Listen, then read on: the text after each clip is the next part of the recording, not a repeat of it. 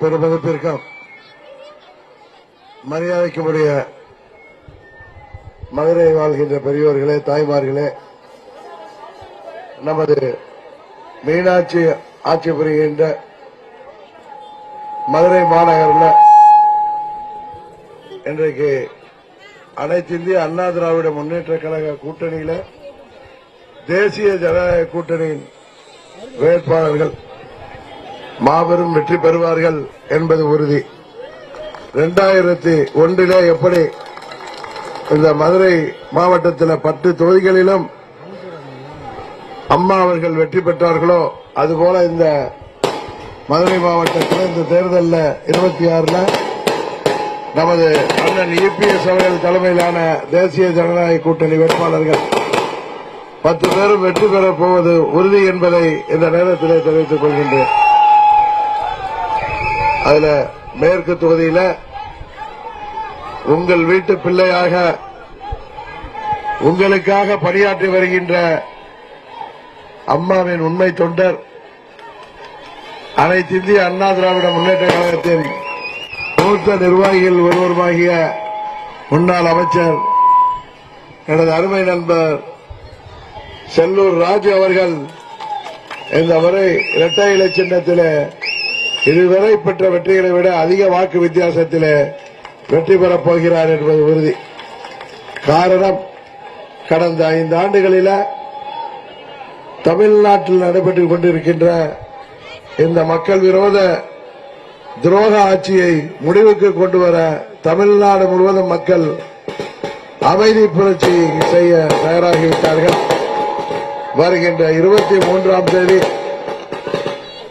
நமது தமிழகம் எங்கும் மக்கள் நமது தேசிய ஜனநாயக கூட்டணி வேட்பாளர்களை மாபெரும் வெற்றி பெற செய்ய இருக்கிறார்கள் என்பதை இந்த நேரத்திலே மகிழ்ச்சியோடு சொல்லிக்கொள்ள கடமைப்பட்டிருக்கின்றேன். தமிழ்நாடு முழுவதும் இன்றைக்கு நமது கூட்டணிக்கு ஆதரவான அலை வீசத் தொடங்கிவிட்டது. காரணம், இந்த ஆட்சியில யாருக்கும் பாதுகாப்பில்லை, பெண்களுக்கும் பாதுகாப்பில்லை, எந்த ஒரு திட்டங்களும் நிறைவேற்றப்படவில்லை.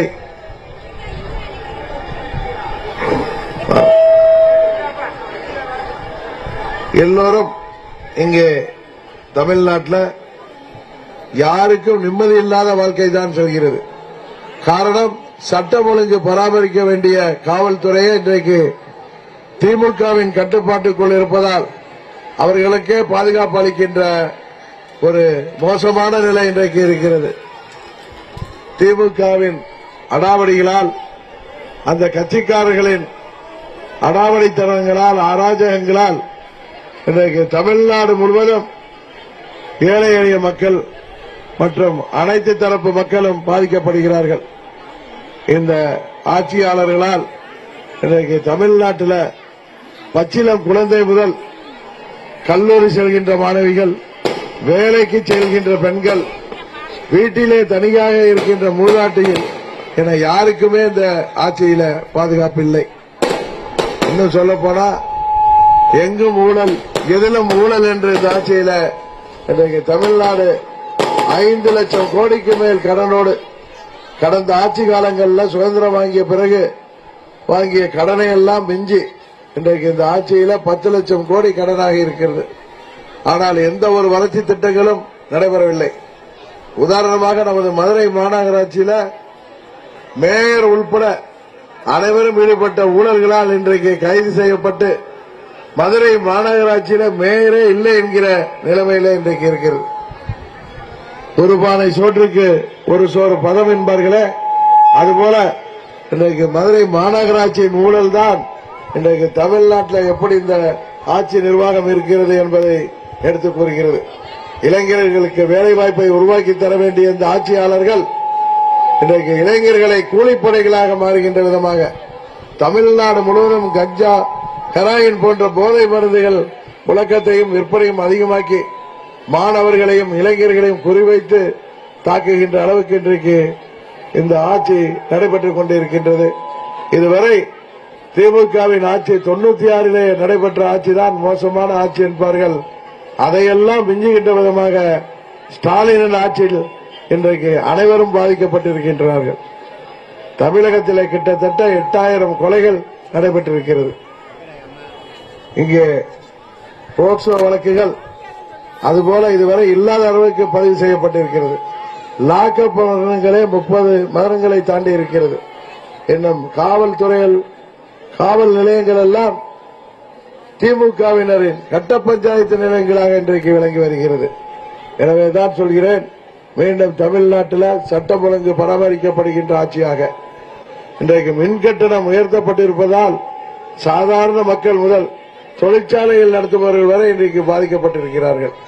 பல்வேறு தொழிற்சாலைகள் இந்த மின்கட்டண உயர்வால் மூடப்பட்டிருப்பதால் இளைஞர்கள் வேலைவாய்ப்பு இன்றி தவிக்கிறார்கள். அரசு வேலைகளில் காலி பணியிடங்களை நிரப்பாமல் இன்றைக்கு ஊழல் நடைபெறுகிறது. அதுபோல இன்றைக்கு தமிழ்நாட்டில் பல லட்சம் இளைஞர்களுக்கு வேலைவாய்ப்பை உருவாக்கி தருவோம் என்று சொன்ன முதலமைச்சர் இளைஞர்களை கூலிப்படைகளாக மாற்றுகின்ற வேலையில் தான் இருக்கிறார். பள்ளிகளில் கூட மாணவர்களிடையே ஜாதி வெறியை ஊட்டி ஜாதி சண்டைகள் பள்ளிக்கூடங்களில் நடைபெறுகிறது.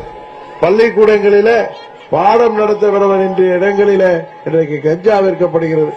இதுபோன்ற ஒரு மோசமான ஆட்சியை முடிவுக்கு கொண்டு வந்து மீண்டும் தமிழ்நாட்டிலே அம்மாவின் ஆட்சி அமைக்க நீங்கள் வாக்களிக்க வேண்டிய வெற்றி சின்னம் நமது இரட்டை இலை சின்னம். உங்களுக்காக பணியாற்ற அவர் அமைச்சராக இருந்தபொழுது நமது மதுரை மாவட்டத்திற்கு மாத்திரமல்ல உங்களது தொகுதிக்கு எத்தனையோ வளர்ச்சி திட்டங்களை கொண்டு வந்தவர் அருமை நண்பர் செல்லூர் ராஜு அவர்கள். அவரை மீண்டும் வெற்றி பெற செய்து நீங்கள் இந்த முறை தமிழ்நாட்டிலே அண்ணன் இபிஎஸ் அவர்கள் தலைமையில் அம்மாவின் ஆட்சி அமைவதற்கு நீங்கள் உதவி செய்ய வேண்டுமாய் பணிவன்போடு கேட்டுக் கொள்கின்றேன். அதுபோல இங்கே நமது தோழமை கட்சியாகிய புதிய நீதி கட்சியின் தலைவர் அருமை சகோதரர் ஏசிஎஸ் அவர்களின் வேட்பாளர் உங்களுக்கெல்லாம் நன்கு அறிமுகமான மிகவும் பிரபலமான திரைத்துறையைச் சேர்ந்தவர் சுந்தர்சி அவர்கள் போட்டியிடுகிறார்கள். அவர்களை நீங்கள் வெற்றி சின்னமாகிய இரட்டை இலை சின்னத்திலே வாக்களித்து அவரை மாபெரும் வெற்றி பெற செய்து நமது தொகுதியின் வளர்ச்சிக்காக பணியாற்ற அவருக்கு வாய்ப்பு தர வேண்டும். அவர் வெற்றி பெற்ற பிறகு அவர் சொல்லியது போலவே உங்கள் தொகுதியிலேயே உங்களோடு இருந்து இந்த தொகுதியின் வளர்ச்சிக்காக சிறப்பாக பணியாற்றுவார் என்பதை மீண்டும் தெரிவித்துக் கொண்டு இரட்டை இலை சின்னத்திலே வாக்களித்து திரு சுந்தர் சி அவர்களை வெற்றி பெற செய்ய வேண்டுமாய் பணிவன்போடு கேட்டு விடைபெறுகிறேன். நன்றி, வணக்கம்.